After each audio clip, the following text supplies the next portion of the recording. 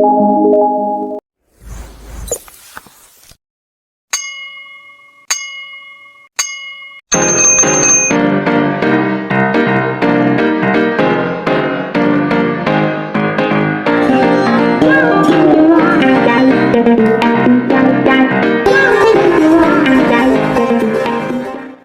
lagi di Kenas Podcast. Bikin boys gak sih? Boys lah. Oke, good morning. Morning ya. Good morning. Welcome back to apa? Mas. Tolong diperbaiki Mas, bener gak? Mas diam aja, Re. Bener gak bahasa Inggris aku? Betul? Oh betul. Lia, harusnya gimana sih kalau ngebuka good morning terus lanjutannya apa? Hai everyone, gitu. Oh my god. Mungkin bisa bantu saya Mas, saya good morning, Masnya hi everyone ya? Oke. Good morning, Hi everyone, and welcome to Kenas Podcast. Oke, balik lagi ya bersama saya Syani selaku host. Hari ini kita udah kedatangan tamu nih. Kalau awalnya udah mulai Inggris nih, mungkin bisa kita kenalan dulu ya sama narasumber kita. Silakan Mas, nama lengkapnya siapa? Nah ini bahasa Indonesia. Oke, iya bahasa Indonesia aja. Takutnya kalau bahasa Inggris saya nggak ngerti Mas. Oke, halo, nama saya Muhammad Yusuf Jamaluddin Islam, tapi biasanya dipanggil Adin sama teman-teman di kampus. Ya, itu nama lengkap. Siapa dipanggilnya Adin? Adin, yes. Adin, oke. Mas Adin ini di Departemen Sastra Indonesia selaku? Sastra Inggris. Oh iya, Sastra Inggris, sorry ya. I'm sorry, I forgot.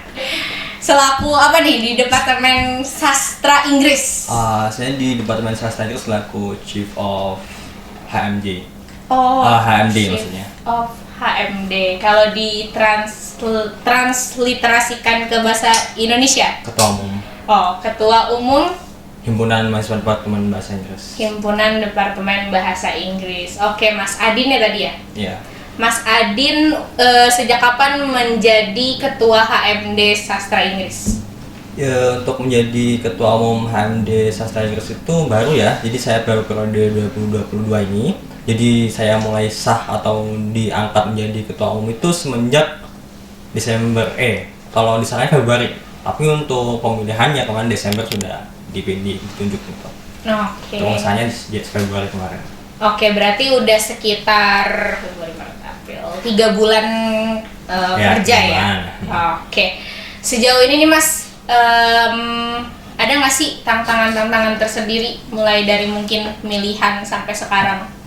Tantangan ya? Tantangan itu mungkin lebih ke pendekatan ke teman-teman pengurus ya, karena kita masih dibatasin oleh online kayak gitu. Mungkin dari teman-teman jurusan lain itu sudah banyak yang offline ya, tapi di Sastra Inggris itu kebanyakan dosen atau PBM-nya itu masih online seperti itu. Jadi kita tidak bertemu secara langsung dan itu membuat pengurus teman-teman pengurus yang lain itu nggak datang ke Malang. Jadi masih di rumah masing-masing. Jadi kita untuk mendekatkan diri dengan pengurus lain atau untuk mempersiapkan suatu proker itu masih cukup kesulitan gitu. Oke, berarti kan salah satu kesulitannya adalah interaksi sama cara ngebonding semuanya gitu kan ya. Nah, Mas sendiri sebagai ketua punya cara-cara tersendiri nggak sih untuk mengatasi itu? Untuk caranya sendiri tuh biasanya ini saya adakan kegiatan walaupun tidak setiap bulan sekali atau beberapa bulan sekali, itu saya kegiatan seperti kita adakan rujakan gitu. Jadi teman-teman itu datang ke Malang setiap beberapa bulan sekali hanya untuk kita biar jadi satu doang, untuk ngumpul doang gitu. Atau kalau enggak kita ke prokeran itu saya minta buat teman-teman panitia yang jadi panitia, pengurus yang jadi panitia untuk datang ke venue seperti itu.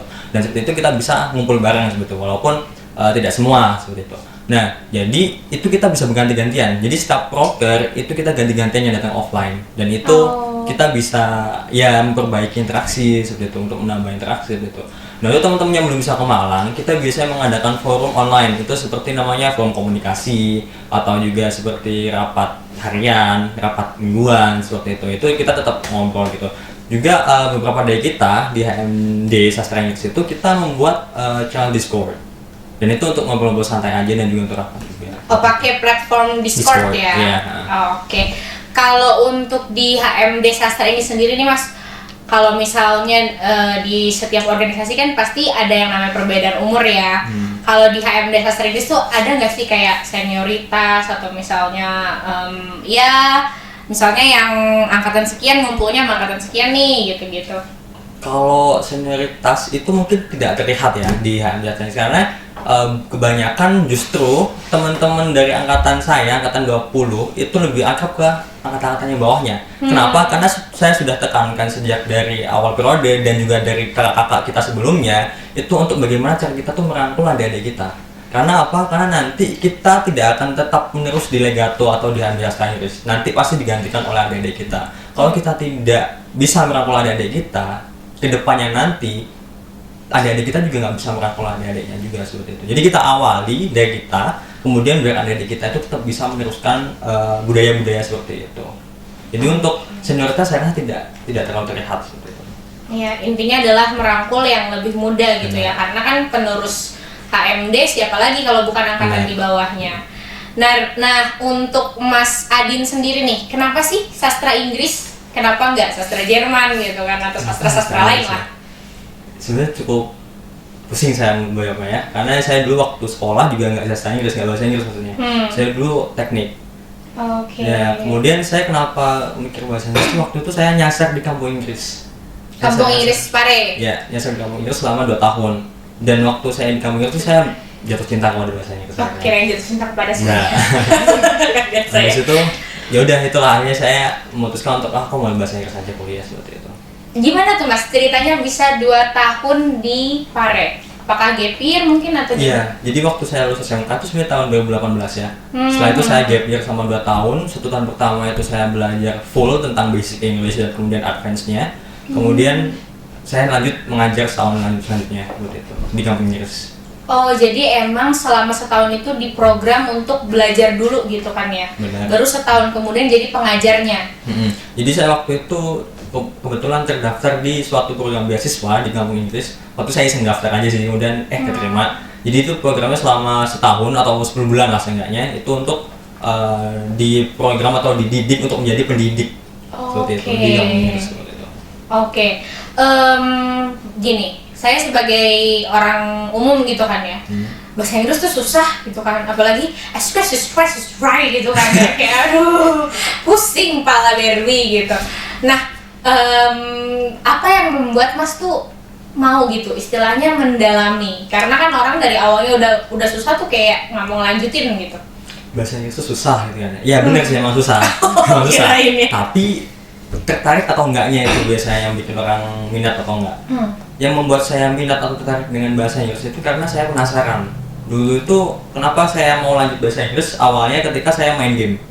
Main game itu saya nggak tahu artinya gitu loh. Jadi kalau nggak salah game PS1 itu ada namanya Tim Badis, kalau nggak salah itu ada missionnya kan. Ya aku nggak tahu itu disuruh apa gitu kan. Mission apa nih? Ini disuruh apa? Aku main-main aja tapi nggak tahu suruh apa, jadi nggak menang-menang gitu kan. Nah di situ saya kepo dan akhirnya kayak oh ternyata bahasa Inggris itu ada polanya, ada karakternya seperti itu. Dan setelah dipikir lagi lebih gampang daripada belajar bahasa Indonesia. Akhirnya ya udah saya dalam mengajar bahasa Inggris seperti itu. Jadi yang membuat saya tertarik dari bahasa Inggris itu dulu ya waktu main game penasaran itu. Oke, berarti awalnya dari game ya. Berarti banyak kesempatan nih ya buat para gamers untuk mempelajari bahasa Inggris ya guys ya. Jadi jangan cuma main gamenya doang nih, belajar bahasa Inggrisnya juga oke banget. Kalau itu kan sebagai murid katakanlah ya, yang diajari gitu. Nah, kalau sebagai pengajar selama setahun, apa sih Mas pengalaman yang paling berkesan buat Mas Adi nih? Waktu paling berkesan Pak pengajar ya, itu waktu ini sih dapat rombongan dari SD. Biasanya kan saya di Pare itu ngajar teman-teman S1 atau kalau enggak anak-anak sekolah SMA gitu. Nah waktu itu sempet ada rombongan dari suatu SD itu datang ke tempat kursusan saya. Jadi waktu saya nggak mengajar mereka, dan itu mereka tahu lah ya anak-anak SD itu pasti unik banget gitu kan. Habis itu ada satu pertanyaan saya ingat itu gini, Sir, bahasa Inggrisnya apa namanya, kesikut apa? Nah saya juga bingung. Jadi pertanyaan-pertanyaan kayak gitu itu banyak banget kalau kita lagi ngajar anak SD, kayak bahasa Inggrisnya main masak-masakan apa Sir kayak gitu. Ya saya nggak tahu gitu kan, itu kan vocabulary yang bahasa Indonesia tapi tidak bisa dibahasa Inggriskan. Kalau di bahasa Inggris ya jadinya bahasa Indonesia yang diinggris-inggriskan ya gitu. Banyak kan katanya seperti itu. Jadi vocabulary kita nggak bisa membahasa Inggriskan suatu bahasa Indonesia langsung kayak gitu. Jadi kita harus mengetahui maknanya dulu. Jadi itu sih saya rasa waktu ngajar anak SD. Oke. Kalau sejak 2 tahun itu ya di Pare, berasa nggak sih skill bahasa Inggrisnya meningkat, apa kayak makin pede nih untuk ngomong sama orang asing atau bahkan udah mencoba untuk ngomong sama stranger? Untuk improvementnya ya, itu kerasa banget. Kenapa? Karena lingkungannya menurut saya tuh mendukung untuk belajar bahasa Inggris. Karena semua orang di situ tuh belajar bahasa Inggris dan mereka nggak ada malu-malunya untuk ngomong sama satu orang lain yang di sana. Salah. Sama pakai bahasa Inggris. Karena kita semua tuh dituntut untuk berbahasa Inggris di sana. Jadi sama stranger, sama penjual pun kita ngomong berbahasa Inggris. Jadi kita kerasa banget pokoknya. Bahkan di asrama itu pun kita kalau tidak pakai bahasa Inggris itu bisa didenda. Oh gitu. Jadi kita emang kerasa banget improve-nya karena ya dipaksa itu tadi keadaan. Ya berarti kalau aku bisa simpulin udah jago nih sekarang Mas Adin. Oh bisa gak nih kira-kira? Jago nggak ya? Ya tergantung sih. Tergantung lah ya. Kalau berhadapan sama saya ya hitungannya Mas jago lah ya. Iya oke.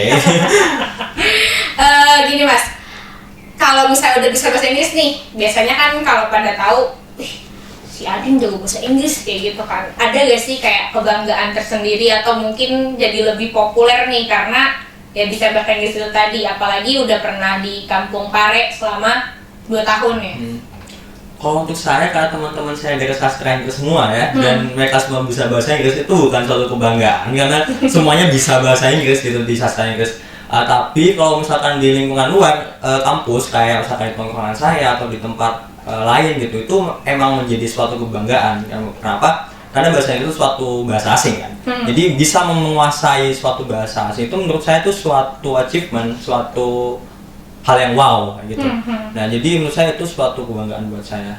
Jadi waktu pas main game pun itu menurut saya sangat-sangat membanggakan. Kenapa? Karena kita bisa ngomong sama orang luar negeri itu pakai bahasa Inggris juga kan. Nah kita bisa komunikasi dengan orang luar, kita bisa punya teman orang luar, itu kebanggaan juga menurut saya. Oke, berarti melalui bahasa Inggris ini banyak juga ya achievement yang Mas Adin peroleh gitu. Ya kan salah satunya mungkin relasi dengan orang-orang luar gitu. Selain di dunia game nih, bahasa Inggris itu udah ngapain sih di hidupnya Mas Adin? Udah membantu Mas Adin untuk apa maybe? Ya itu mungkin ya untuk mendapatkan pengalaman hidup di Pare selama 2 tahun itu ya. Karena waktu di Pare itu sebenarnya saya udah nggak pengen kuliah. Karena waktu itu setahun kedua, maksudnya tahun kedua di Pare itu saya udah dapat kerjaan di situ, saya udah ngajar, saya udah digaji seperti itu kan. Kayak buat apa sih kuliah? Uang nih, udah dapat duit gitu kan. Jadi menurut saya nggak perlu kuliah, tapi ternyata saya ketemu dengan orang hebat di situ di Pare itu, dan dengan saya ketemu mereka, saya tuh pengen jadi kayak mereka gitu. Mereka tuh bisa kayak iseng-iseng aja tuh ke luar negeri, kemana itu karena apa ya? Karena komunikasi atau karena komunitas mereka dengan orang luar seperti itu. Nah, dari mana mereka mendapatkan komunikasi kontak atau komunitas itu dari perkuliahan seperti itu. Nah, itulah yang membuat saya pengen kuliah. Terus juga saya pengen merasakan bagaimana organisasi itu, karena saya sejak awal hidup atau sejak sekolah itu belum pernah merasakan organisasi seperti itu. Oh, jadi kalau sekolah ya sekolah aja, nggak sambil organisasi ya. Nah, kira-kira setelah mengalami langsung nih berorganisasi, apalagi jadi ketua HMD Sastra Inggris ya kan, wow. Terus juga mengalami juga nih punya kontak atau relasi di dunia perkuliahan. Benar gak sih bahwa dunia kuliah itu menambah relasi dan apa yang Mas Adin bayangin tuh tercapai di kuliah? Benar sih. Jadi menurut saya emang ketika kita masuk dalam dunia kuliah itu nggak mungkin kita nggak punya relasi gitu. Walaupun kita nggak ikut organisasi ya, kita udah punya teman dari beberapa pulau di Indonesia gitu kan, karena dari satu kampus, apalagi UM kan ya, itu salah satu kampus favorit gitu kan. Jadi ketika kita masuk ke UM, kemudian kita satu kelas itu, saya rasa nggak mungkin semuanya dari Malang gitu kan. Pasti ada yang dari sana sini situ, itu pasti itu udah menambah relasi menurut saya. Dan apalagi ketika kita masuk organisasi, karena kita nggak bahas cuma pelajaran waktu kita di organisasi, tapi juga skill-skill yang lain ya gitu. Jadi untuk komunikasi, terus juga perwakilan ya gitu. Itu banyak banget yang bisa kita dapetin ketika kita kuliah, apalagi masuk organisasi. Oke, selama 2 tahun di Pare, jadinya cara Mas untuk mengembangkan relasi kayak gimana tuh? Atau mungkin ada ikut kegiatan lain? Selama di PR ya? Itu tadi Ya. salah satu usaha saya untuk mengembangin relasi itu ikut beasiswa tadi itu. Kemudian saya juga ikut volunteer ketika di sana. Itu salah satu program volunteer kayak Agustusan. Jadi kita kayak bikin drama kayak gitu, bikin drama di CFD. Ya gitu. Jadi Di CFD-nya Pare atau di Pare, Pare? gitu. Jadi kita bikin CFD ke-17-an kayak gitu. Itu juga menambah relasi saya. Karena saya bisa kenal orang-orang dari perusahaan lain ya gitu. Terus juga kenal kayak program beasiswa lain seperti itu. Oke, hal apa yang paling Mas bawa nih pengalaman dari Pare Mas terapkan di perkuliahan ini? Atau mungkin di organisasi? Selain bahasa Inggris. Iya, selain bahasa Selain Inggris. Inggrisnya. Menurut saya tuh mungkin untuk berpikir kalau misalkan kita tuh udah bukan anak kecil lagi. Mungkin kita remaja, tapi kita sudah harus dituntut untuk berpikir dewasa. Apalagi kalau kita itu suatu pengurus di suatu organisasi ya. Itu kita kalau misalkan berpikir kalau kita tuh masih bocil, kita masih enak-enakan, itu saya rasa belum nggak fit aja di situ. Dan ketika kita udah bisa berpikir dewasa, kita harus tahu mana yang benar dan enggak. Itu apa sih istilahnya tuh, open minded lah istilahnya. Itu tuh sangat-sangat berpengaruh dari di Pare, ketika saya di Pare sama di sini. Waktu di Pare itu saya gumpul tuh sih saya. Kok saya berkumpul, gathering sama orang yang lebih tua daripada saya gitu kan. Ketika saya ke kampus itu teman-teman saya kan lebih kecil dari saya, maksudnya lebih muda dari saya kan. Karena saya di angkatan 2000, teman-teman saya di 2002, 2003 gitu kan. Saya lebih tua. Nah, di situ yang ngaruh itu saya lebih akrab ke kakak saya waktu itu. Yang lebih tua gitu ya.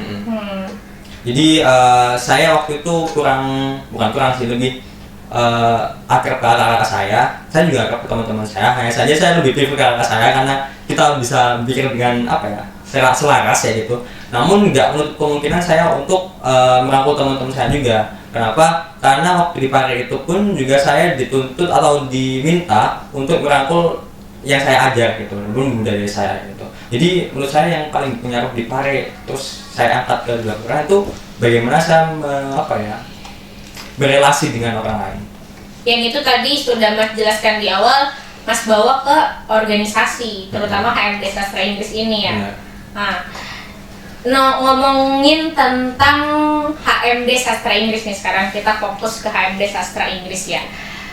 Tadi kan Mas sudah bilang tantangannya adalah gimana caranya ngerekatin teman-teman di organisasi karena masih separuh offline, separuh online kayak gitu. Nah, apa sih yang bikin Mas tuh tetap bertahan gitu di tengah banyaknya ya tadi hambatan-hambatan yang ada? Oke, walaupun banyak hambatan tapi masih bertahan gitu ya. Menurut saya itu karena saya pengen bisa dan pengen tahu itu tadi. Ketika saya awal masuk HMD itu kan saya waktu itu menjadi anggota biasa. Waktu itu saya menjadi anggota bidang bakat dan minat. Waktu saya pegang ekskul basket waktu itu di Sastra Inggris. Nah, ketika saya waktu awal join HMD itu saya penasaran itu bagaimana sih kakak ini menghandle adik-adiknya, bagaimana caranya kakak ini menghandle suatu proker kayak gitu. Karena kalau saya lihat waktu saya menjadi anggota dulu, proker kita itu sangat-sangat rumit gitu, apalagi beberapa proker kita itu tingkatnya nasional seperti itu dan pakai bahasa Inggris itu yang lebih rumit lagi. Itu yang membuat saya tuh penasaran dan pengen tahu gitu. Jadi menurut saya rasa pengen tahu saya tuh lebih besar daripada rasa penyesalan saya gitu. Apa rasa penyesalan? Agak di highlight nih. Maksudnya gimana nih rasa penyesalan? Penyesalan maksudnya kayak bukan penyesalan sih, lebih ke rasa apa sih? Ketidakpercayaan diri mungkin. Ya kayak gitulah. Jadi penyesalan itu banyak waktu saya yang terpotong hanya untuk HMJ gitu. Tapi itu salah satu tuntutan ya untuk kita melakukan untuk HMJ. Pengorbanannya di situ ya. Jadi ya udahlah, karena saya juga pengen tahu juga kan. Sejauh ini juga saya rasa aman-aman aja. Oke, emang Mas kalau boleh tahu nih terpilih awalnya mungkin didukung banyak orang-orang sekitar atau emang dari udah narik nafas ya, atau mungkin dari diri sendiri kayak aku ingin jadi ketua gitu. Oke, jadi untuk fun fact-nya tuh saya kenapa jadi satu hal yang mendorong saya untuk kuliah itu karena saya ingin jadi ketua BEM dulu. Oh. Iya, dulu tuh itu ketua BEM. BEM Unif ya. Universitas dulu. Iya, baik dulu. Jadi teman-teman saya di Partai dulu yang satu angkatan dengan program beasiswa saya waktu itu banyak yang ketua BEM, terus ketua HMD juga di kampusnya masing-masing. Jadi saya pengen kayak gimana sih rasanya kok mereka tuh hebat-hebat gitu, bisa public speaking-nya tuh bagus banget menurut saya. Jadi saya pengen jadi kayak mereka gitu. Jadi kenapa salah satu alasan saya kuliah itu saya pengen jadi ketua BEM waktu itu. Jadi itu. Dan ketika saya masuk HMD, saya rasa itu adalah salah satu langkah pertama saya untuk mendekati goals itu. Tapi setelah saya makin kesini, aduh anjay deh nggak usah BEM. Kenapa? Udah capek. Oh, udah capek. Baik. Pengen lulus cepet juga. Oh, pengen lulus cepat. Iya ya, katanya kan kalau jadi ketua BEM agak lama ya lulusnya katanya. Tapi mungkin Mas kan nggak mau membuktikan. Nggak dulu deh. Nggak dulu ya. Oke, berarti lebih ke ya ada keinginan dia dari diri sendiri dulu ya dari awal ini. Tapi hanya untuk jadi ketua HMD aja deh ya. Kalau orang-orang sekitar banyak nggak sih yang kayak dipanggil akrabnya Adin ya? Iya.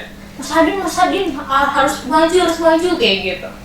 Apa ya? Dulu tuh karena saya mungkin akrab dengan kakak dan teman-teman saya. Jadi sejak awal inaugurasi dulu saya tuh udah kayak, Din kamu mau jadi ketua HMD nggak tahun depan? Jadi tawari ya? Ya tawarin. Jadi kayak saya tuh udah ditanya-tanyain gitu loh, kayak gitu-gitu. Jadi saya masuk HMD pun diajar waktu itu kayak, kamu mending ikut HMD aja Din sama kakak itu.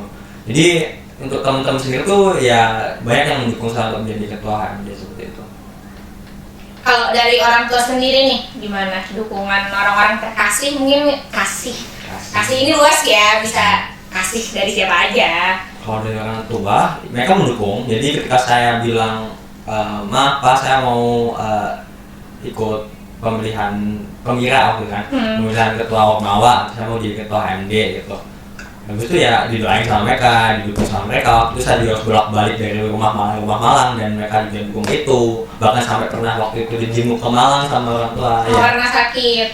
Bukan sakit, waktu itu kayak saya emang lagi banyak pikiran waktu mira itu. Nggak tahu kenapa orang tua juga kayak tahu aja, habis itu mereka jemput ke Malang. Jadi itu perasaan lega banget sih. Jadi orang tua mendukung banget waktu itu. Asalnya dari mana Mas rumah? Pasuruan. Oh, Pasuruan. Mas cukup jauh ya. Bolak-balik. Kalau dari cerita Mas nih, udah banyak banget kan ya pengalamannya, mulai dari di kampung Pare 2 tahun, kemudian juga jadi ketua HMD. Kira-kira UM bangga nggak sih punya seorang Mas Adin? Saya rasa di UM tuh lebih banyak orang yang lebih berprestasi daripada saya ya. Saya tuh bukan berprestasi, lebih ke hoki sih menurut saya. Jadi hoki keterima beasiswa di kampung Inggris, hoki bisa ngajar, hoki masuk sastra Inggris ya, hoki aja menurut saya. Karena apa ya? Menurut saya tuh saya masih bisa melihat banyak orang hebat di UM itu. Contohnya kayak ketua HMD lain itu ketika saya ngobrol dengan mereka lebih banyak achievement-nya kayak gitu daripada saya. Jadi saya merasa ternyata lebih banyak orang bagus, orang hebat. Bahkan di jurusan saya sendiri pun di sastra Inggris itu lebih banyak orang yang lebih berpengalaman mengajarnya, lebih berpengalaman bahasa Inggrisnya daripada saya suatu. Karena waktu itu saya ketika awal daftar paling semester 1-2 tuh gampang banget, saya gitu kan. Ternyata nggak sedemikian, emang mudah, tapi ternyata banyak teman-teman saya waktu itu yang lebih jago dari saya. Jadi itu membuat saya down to earth lagi. Jadi kayak saya sadar diri kalau di atas langit masih ada langit kayak gitu. Oke, di atas langit masih ada langit. Terkait bahasa Inggris nih, emang Mas masuk jurusan sastra Inggris tuh pengennya jadi apa sih?